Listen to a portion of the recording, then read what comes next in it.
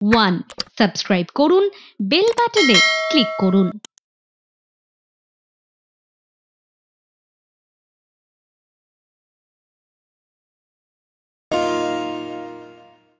কথায় বলে শুরুর পাতে তেতো আর শেষ পাতে টক, আর তার মাঝে আমিষ ও নিরামিষ সহযোগে নানা পদের সমাহারে জমে ওঠে বাঙালির ভুরিভোজ।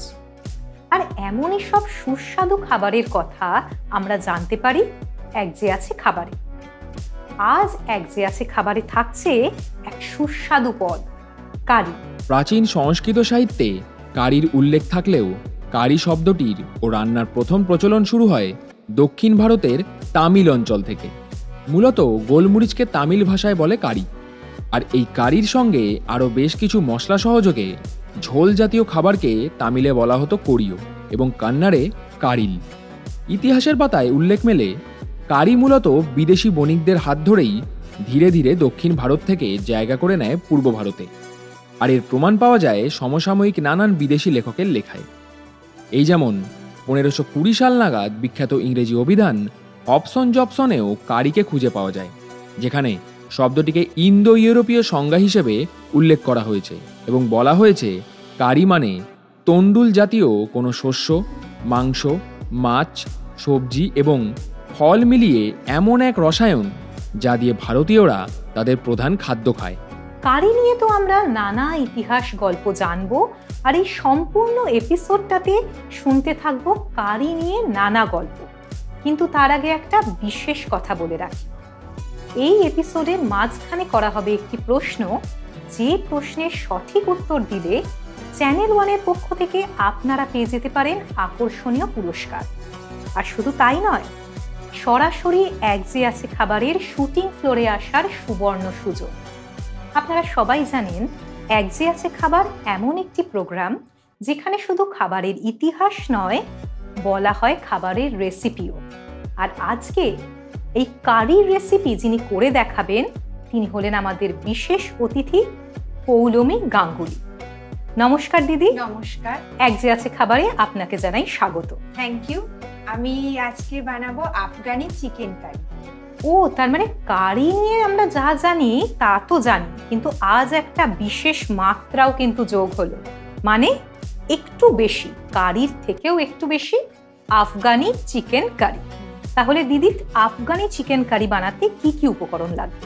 আফগানি চিকেন কারি করতে আমি নিয়েছি চিকেন, টক দই, চিজ, গরম মশলা গুঁড়ো, গোটা গরম মশলা, নুন, চিনি, কসুরি মেথি, চাট মশলা, আদা রসুন পেস্ট, লেবুর রস, আর রান্নাটা হবে সর্ষের তেলে। আর আরেকটা আমি স্পেশাল পেস্ট নিয়েছি। এই সেটা তাহলে রান্নার সময় আমরা জেনে নেব কি কি তুমি দিয়েছো তোমার এই স্পেশাল টাচে, তাই তো? হ্যাঁ। তাহলে শুরু করা যাক। হ্যাঁ। Afghani chicken curry. প্রথমে একটা বলে আমি একটা পেস্ট তৈরি করব। আর একটা পেস্ট। আচ্ছা। প্রথমে চিকেনটা নিয়ে নিচ্ছি।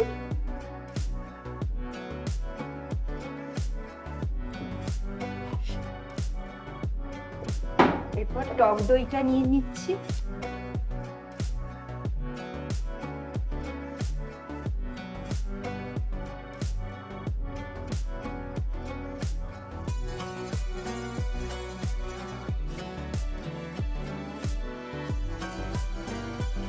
টক দই দিয়ে দিলেন, তাই তো?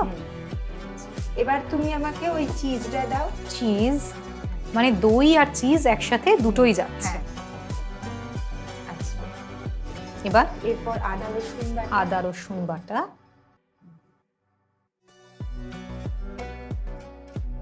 রসুন বাটা, আদা বাটা দুটোই গেল। এরপর লেবুর রস, পাতি লেবুর রস,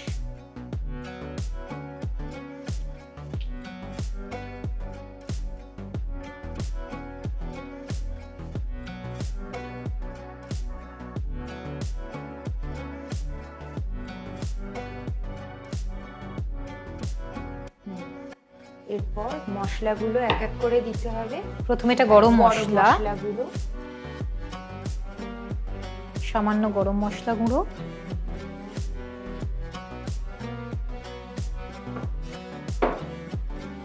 চাট মশলা,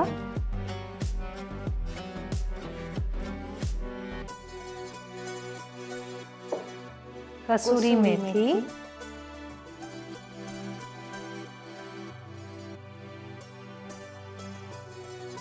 আর যেটা ছাড়া রান্না হয় না আমার মনে হয় নুন। একদম।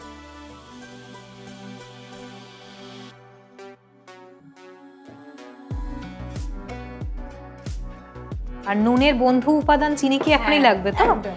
নুনের বন্ধু উপাদান, যার সাথে কিন্তু এর অদ্ভুত একটা বন্ধুত্ব, মানে এর সাথে এর বন্ডিংটা একদম বুঝে সুঝে রাখতে হয় সবসময়।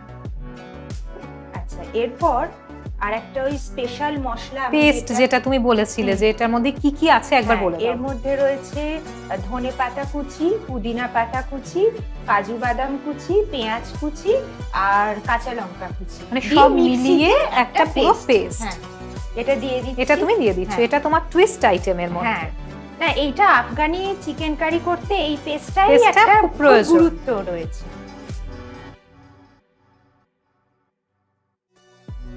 চিকেন তো আমরা অনেক রকম ভাবে খেয়ে থাকি, চিকেন কষা, তারপরে রবিবারের সকাল বললেই মাংসের ঝোল, কিন্তু এই রকম মানে চিকেন খেতে খেতে অনেক সময় বোরিং লাগে, তো হ্যাঁ একঘেয়ে লাগে, তো এই রকম ভাবে চিকেন যদি আমরা খাই, এটা আফগানিস্তানের একটা রান্না, তো এইভাবে যদি আমরা খাই দেখবে স্বাদ বদল হতে থাকে, স্বাদ বদল হতে থাকে। এবার এইটা ভালো করে এই যাতে মশলাটা চিকেনের গায়ে গায়ে লাগাতে হবে, ভালোভাবে পুরো ম্যারিনেট করে ভালোভাবে ম্যারিনেট করতে হবে।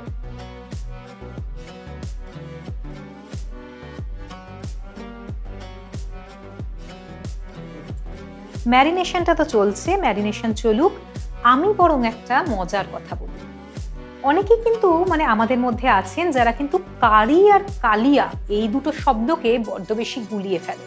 সবাই ভাবেন এই দুটোই বোধহয় এক খাবার, কিন্তু বলে রাখি এই দুটো কিন্তু এক খাবার নয়, এই দুটো খাবারের মধ্যে রয়েছে অনেকটা তফাৎ। কারি আর কালিয়া রান্না অনেকটা এক হলেও এই দুটি রান্নার মধ্যে রয়েছে সামান্য পার্থক্য। কারি রান্নার ফোড়নে গোটা জিরে বা লঙ্কা লাগে না, দরকার হয় জিরে লঙ্কা বাটা এবং সবজি কাটতে হয় একটু বড় বড় করে। আর সবথেকে বড় বিষয় হলো যে কারির রং, রূপ, স্বাদ, গন্ধ সবই কিন্তু মশলা নির্ভর। তাছাড়া কারিতে ব্যবহৃত সবজি দিয়েই কারির নামকরণ করা হয়। অপরদিকে কালিয়া বলতে বোঝায় সাধারণত বেশি মশলা দিয়ে লাল করে কষে ঘন করে ঝোলসহ রান্না। তাই কারি এবং কালিয়া একরকম দেখতে হলেও আসলে যে এই দুটি খাবার আলাদা তা বলাই বাহুল্য। কি এবার বোঝা গেল তো? কারি আর কালিয়া কিন্তু মোটেই এক খাবার নয়, আর কিন্তু ভুলবেন না। তাহলে দেখে নি কত দূর হলো আফগানি চিকেন কারি। দিদি ম্যারিনেশন কতটা? হ্যাঁ, ম্যারিনেশনটা করতে আমার আরেকটু সময় লাগে। বেশ, ম্যারিনেশন হতে থাক, তার আগে আমি নিয়ে নিই ছোট্ট একটা বিরতি। বিরতির পর আবারও ফিরে আসছি এক যে আছে খাবারে। কোন মশলার নাম থেকে এই বিশেষ পদটির নাম হয়েছিল কারি? 1 দারচিনি, 2 গোলমরিচ, 3 কাসৌরি মেথি।